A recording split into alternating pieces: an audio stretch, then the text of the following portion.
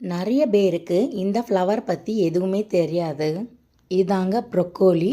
நிறைய health benefit இருக்குது இதில். ப்ரெக்னென்சிக்கு ட்ரை பண்ணுறவங்க கண்டிப்பாக இந்த ப்ரொக்கோலி சாப்பிடணும். இதை க்ளீன் பண்ணுறது ரொம்ப ரொம்ப ஈஸிங்க. மேலேருந்து கீழாக கட் பண்ணணும். கட் பண்ணிவிட்டு நல்லா வாஷ் பண்ணிக்கோங்க.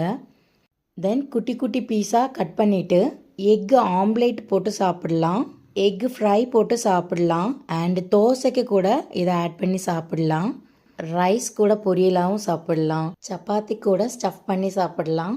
இந்த ப்ரொக்கோலியை டிஃப்ரெண்ட் டிஷ்ஷஸ் செஞ்சு நம்ம உடம்புல சேர்த்துக்கணும். என்றும் இளமையாக இருப்போம். உயிரை பறிக்கக்கூடிய அபாய நோயை கூட இந்த ப்ரொக்கோலி விரட்டிடுமாங்க. அப்புறம் இன்னும் தாமதிக்கிறீங்க? இப்போவே இதை வாங்கி செஞ்சு பாருங்கள் வீட்டில்.